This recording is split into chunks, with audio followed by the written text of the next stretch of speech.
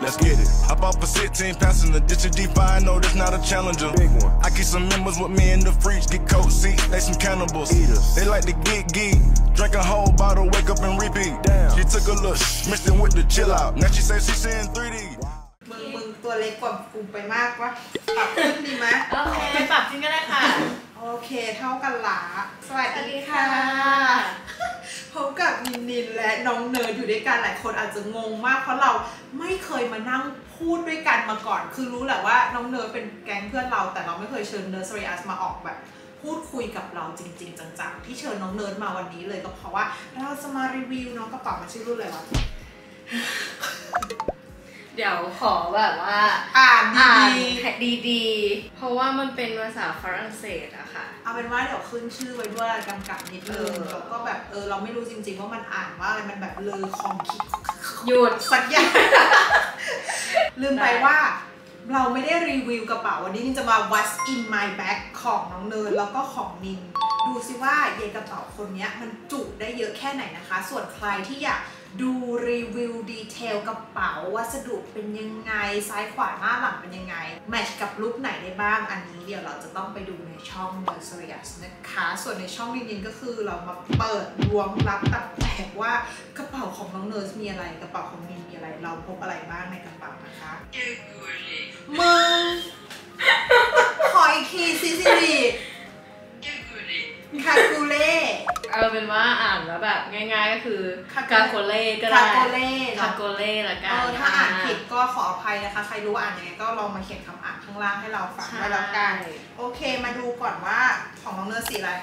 ของน้องเนิร์ดสีดำค่ะทุกคนแล้วก็ของมินเป็นสีขาวนะคะเนิร์ดตามมาก่อนแล้วตอนแรกไปที่ช็อปด้วยนะแล้วตอนนั้นเราก็ไม่ได้รู้สึกสปาร์คจอยอะไรแล้วเห็นเพื่อนๆหลายคนสะพายเห็นเนิร์ดสะพายเห็นเซเลบริตี้หลายคนสะพายแล้วเรารู้สึกว่าเป็นใบที่ต้องมีเอาล่ะมาเปิดกันเลยดีกว่าไม่พูดพร่ำทำเพลงข้างในมีอะไร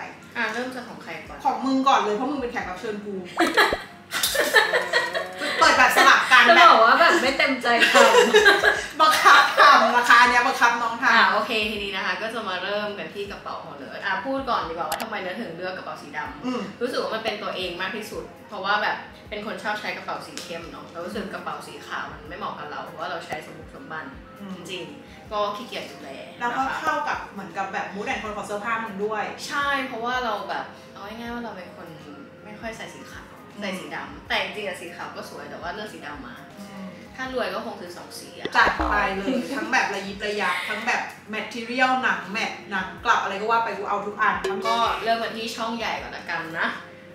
เราจะสลับเปิดกันทีละชิ้นมึงหยิบชิ้นหนึ่งกูหยิบชิ้นหนึ่งเอาอย่างนี้ดีกว่าโอเคก็อย่างแรกที่ทุกคนต้องมีกระเป๋าตังค์นี่อันนี้ก็คือขนาดกระเป๋าตังค์ของเอิร์ธไม่เล็กไม่ใหญ่กลางๆเพราะว่าเป็นคนไม่ชอบใช้กระเป๋าตังค์ถือว่าไม่ได้หนามากอันนี้ซื้อมาเองสั่งมาเองนานมากแล้วมันไม่มียี่ห้อนะคะต้องเป็นสีเขียวเพราะว่าถูกโฉลกใช่เกิดวันพุธของนินก็เหมือนกันมีกระเป๋าตังค์นินจะบอกว่ากระเป๋าตังค์ของนินหนากว่าเนื้อสยัดไปมากแต่ว่าก็สามารถยัดชีลงไปได้นะคะให้เห็นความหนาเห็นไหมกูก็คือขนมปังแซนด์วิชเลยสามารถยัดชีลงไปได้โอเคมีกระเป๋าตังค์ชิ้นต่อไปของมึงคือชิ้นต่อไปที่เราขาดไม่ได้นะคะก็คือทิชชู่เปียกเพราะว่ามันจะเป็นไปไหนเราต้องกีสะอาดเราต้องเป็นคนกีหอมตลอดเวลาพร้อมใช้งานถ้าเกิดเราแบบว่าใช้แค่ทิชชู่ธรรมดาตามห้างอย่างเงี้ยรู้สึกว่าแบบไม่ได้หรอมันไม่ถูกสุขลักษณะแบบมันไม่ถูกสุขอนามัยต้องใช้อันนี้เป็นเหมือนกันนี่ก็คือต้องติดพกทิชชู่เปียกเราจะรู้สึกว่าแบบมันเหนียวกีเนาะใช่เดินแบบเหนียวกีมึงมียี่ห้ออะไรที่แบบต้องใช้เป็นพิเศษไหมหรือแบบอะไรก็ได้จริงๆแล้วถ้าเป็นทิชชู่แบบทำความสะอาดจีนีของเราเดินจะใช้แบบที่ไม่มีกลิ่นไม่มีแอลกอฮอล์ก็คือแค่ให้แบบว่า 100% sensitive skin อะไรอย่างเงี้ยโอเคของมินก็มีทิชชู่เปียกเหมือนกันใช้จนจะหมดแล้วของมินเป็นยี่ห้อ Milk Skin ตัวนี้ก็ดีเหมือนกันนะคะไม่มีแบบใส่แอลกอฮอล์ไม่มีกลิ่นหอมนะคะเช็ดสะอาดพกติดตัวไว้อุ่นใจค่ะชิ้นต่อไปก็คงเป็นแอลกอฮอล์แล้วกันนะแต่จริงๆแล้วเราจะไม่มีการพก ใหญ่กว่านี้เท่าไหร่ถ้าไม่เป็นแบบนี้ก็จะเป็นแบบแบนๆไปเลยอย่างอันนี้เนอร์โบยี่ห้อบูกาวิลนะคะตัวนี้ก็ใช้ดีใช้แล้วก็มีเหมือนการสเปรย์แอลกอฮอล์ของมิวสกินค่ะถ้าใครชอบแบบเป็นกลิ่นแป้งเด็กอะไรเงี้ยก็จะตัวเนี้ยหอมแต่ขนาดหนาๆชีก็ยังอยากได้เหมือนกันจะบอกว่าอยากได้อันนี้มากอยากซื้อแต่ว่าของหมดกูมีสต็อกเยอะจริงเหรอใช่โอเคชอบมากนะคะก็นั่นแหละอย่างที่บอกว่าของน้องเป็นอันเล็กๆของนินก็อันหนาๆก็สามารถยัดชีได้ในวัยเด็กนะคะโอเคชิ้นต่อไปนะคะก็คือนี่เราจะพกหมักฝรั่งเพราะว่าเป็นคนที่แบบบางทีเวลากินข้าวข้างนอกอะเราไม่ชอบไงเราชอบกับความคลีนหลังจากกินข้าวก็จะเคี้ยววันนี้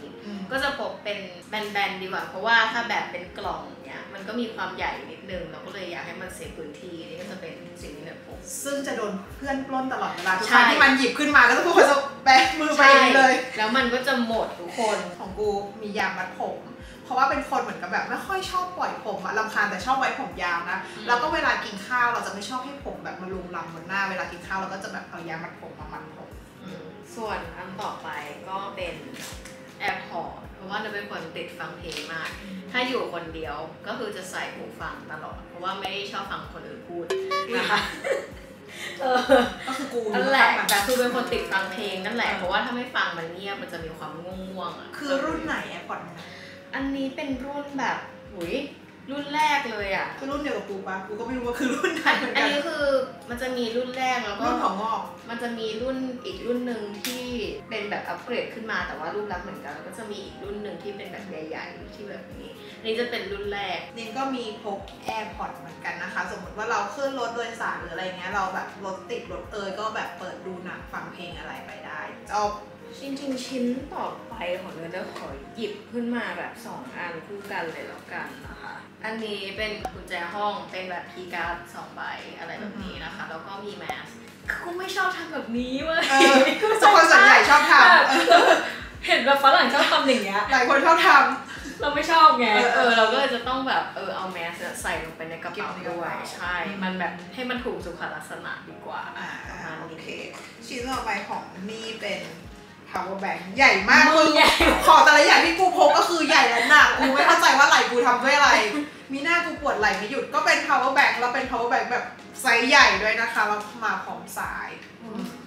จริงจังเหมือนกันแล้วเนี่ยเดี๋ยวรู้ไหมว่าเดี๋ยวนี้เขามี power bank แบบแปะแล้วเราเห็นจากมึงนั่นแหละแล้วทำไมผมไม่อัปเกรดเลยมาฮะอันนี้พกแบบทั้งอันทั้งสายแต่ว่าช่องใหญ่ของเนื้อหมดแล้วนะเดี๋ยวเนื้อจะมาเปิดมันมีช่องเล็กอีกใช่เธอไม่ใส่ช่องเล็กใช่ไหมฉันไม่ได้ใช้เลยช่องเล็กอันนี้เนื้อของไซส์มินิไซส์มินิสีของเป็นหรือเปล่า41เนื้อเซอร์อัสลิปในตำนานยี่ห้อ for YouTube ใช่แล้วก็อันนี้ก็มีแอบใส่เอาไว้ลิสเตอรีนเป็นแบบแผ่นเหมือนกันทำความสะอาดใช่แล้วก็หนังยางนะคะแล้วก็มีช่องเล็กของช่องเล็กอีกเฮ้ยเพิ่งสังเกตว่ามันมีซิปหน้าในช่องเล็กซิปตรงเนี้ยแบบนึงนะเนื้อใส่อะไรเนื้อไม่ได้มีใส่อะไรแต่ว่าบางทีอะทุกคนเวลาที่เนื้อใส่ต่างหูอะรู้สึกว่ามันเกี่ยวกับแมสใช่ปะเนื้อก็จะถอดออกมาแล้วก็ใส่ไว้ในช่องเนี้ยก็คือมันจะได้ไม่ไปรวมกันอยู่ในช่องใหญ่หาไม่เจออะไรอย่างนี้เดี๋ยวลองใส่ให้ดูแล้วกันนิดนึงนะเขาเป็นคนออแกไนซ์ทุกอย่างจริงๆแม้กระทั่งของในกระเป๋าเขาอะเขายังออแกไนซ์เลยส่วนกูก็คือเป็นคนอันออแกไนซ์ก็คือเห็นได้ชัดว่าอันออแกไนซ์ไปถึงกระเป๋ากูเองอันนี้เดี๋ยวจะสมมติว่าเนิร์ดบางทีเนิร์ดแบบใส่สร้อยเพื่อการแสดงเฉยๆทุกคนเช่นแบบเดี๋ยวเราไปทำนู่นทำนี่เราก็อยากขอใช่ปะนี่ก็เป็นสร้อยวานิเชนนะคะขายเพื่อนๆนะแล้วก็ใส่ไปมันพอดีปุกปิดเลย ใช่คือมันแบบเก็บไว้ได้เราก็จะได้แบบไม่ต้องลืมด้วยว่าแบบว่าเฮ้ยเราเอาไว้ในไหนในนี้เป็นกระเป๋าที่ก็ซื้อแล้วเราก็ชอบแหละถือว่าคุ้มค่านะเป็นชีใบเล็กแต่ชีจุเยอะมากจริงๆของนินนะคะอีกอันนึงที่นินพกก็คือเป็นลิปออยล์อันนี้ยี่ห้อคาแรงเหมือนเป็นคนแบบเป็นคนดื่มน้ำเยอะนะแต่ปากก็ยังแห้งยังลอกอยู่เพราะฉะนั้นหลังกินข้าวเสร็จนู่นนี่นั่นอะไรเงี้ยเราก็จะแบบชอบแอบเติมลิปออยล์ให้ปากชุ่มชื้นนะคะต่อไปเป็นปากกาเพราะว่าเป็นแบบว่า business girl อาจจะต้องมีเซ็นเอกสารนู่นนี่นั่นตลอดเวลาก็พกปากกาติดกระเป๋าด้วยแต่ต้องระวังมากๆเพราะว่าไม่ต้องระวังมากขนาดนั้นข้างในมันเป็นสีดำเว้ยก็ต้อง นั่นแหละยังไงก็ระวังไว้ต้องปิดฝาไว้แล้วอันสุดท้ายนะคะก็คืออายุ30ต้นๆแล้วมีอาการวิงเวียนศีรษะบ้างระหว่างวันเดินห้างเยอะไปหน่อยนั่งวินมอเตอร์ไซค์ไกลไปหน่อยก็แบบมีเวียนหัวก็ติดยาดมไว้อันนี้ก็อยากได้แต่ของไม่มีเขาไม่ขายนี่เหมือนเขาแจกอย่างเดียวดีมากโดยรวมก็ถือว่า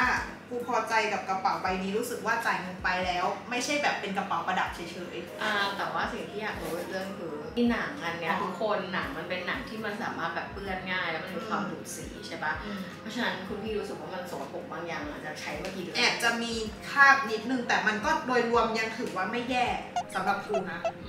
ยังไม่ได้แย่มากนี่ใช้มาเดือน2 เดือนแล้วใช้แบบไม่ระวังไม่เก็บใส่หูด้วยก็เข้าใจเลยก็เป็นพี่แหละ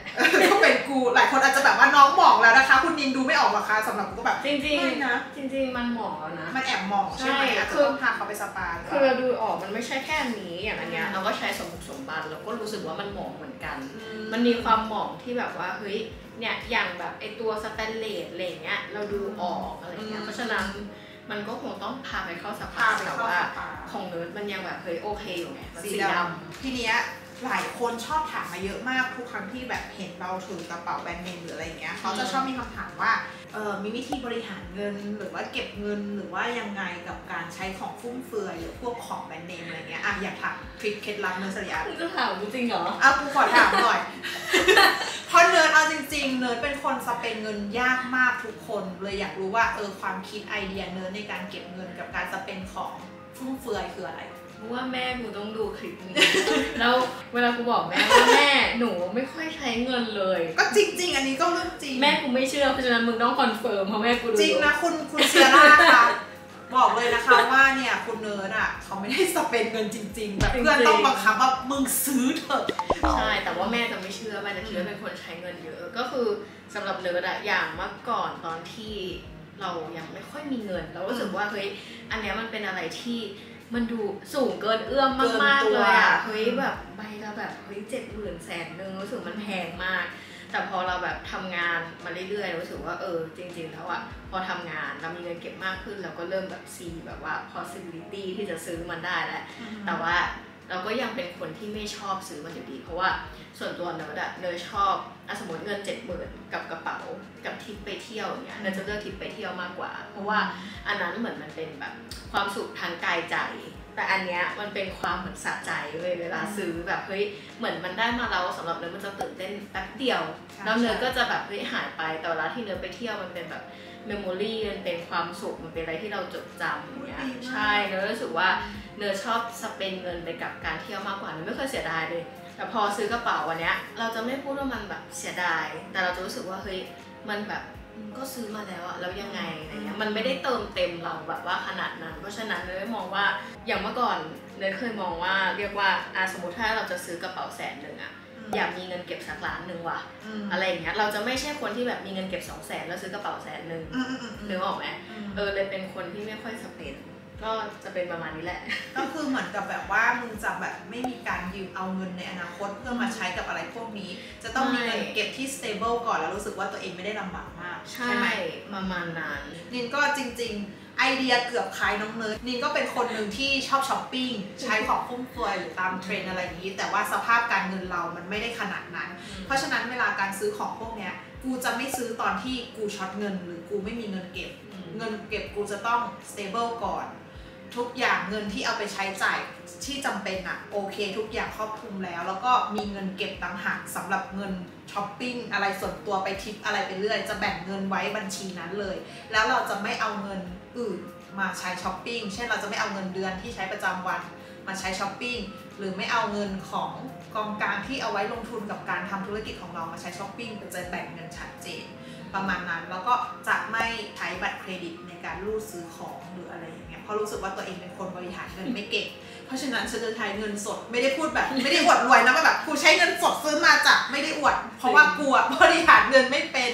ขอให้เป็นเม็ดเงินที่กูเก็บมาแล้วกูเห็นแล้วได้ใช้ไปแบบเนี้ยกูจะสบายใจกว่านั่นแหละทุกคนก็หมดแล้วจบแล้วคลิปเสือกระเป๋าน้องเนิร์ด อยากรู้เฉยๆว่ามันพกอะไรนะคะแล้วก็ถ้าใครอยากดูรีวิวกระเป๋าแบบละเอียดชัดเจนราคาเท่าไหร่ออกช็อปไหนดีคะหรือว่ากระเป๋าใบนี้เอาไป mix and match กับลุคอะไรได้บ้างตามไปชมในช่อง Nursery-us ค่ะโอเคค่ะสำหรับคลิปของนินและน้องเนิร์ดถ้าใครอยากให้น้องเนิร์ดมาออกช่อง Blacklist Secret อีกคอมเมนต์มาบอกนะคะอยากให้นางรีวิวอะไรพูดคุยเมาท์มอยเรื่องอะไรพิมพ์มาบอกนะคะแล้วดิฉันจะเชิญนางมาอีกค่ะไปจริงๆแล้วบ๊ายบาย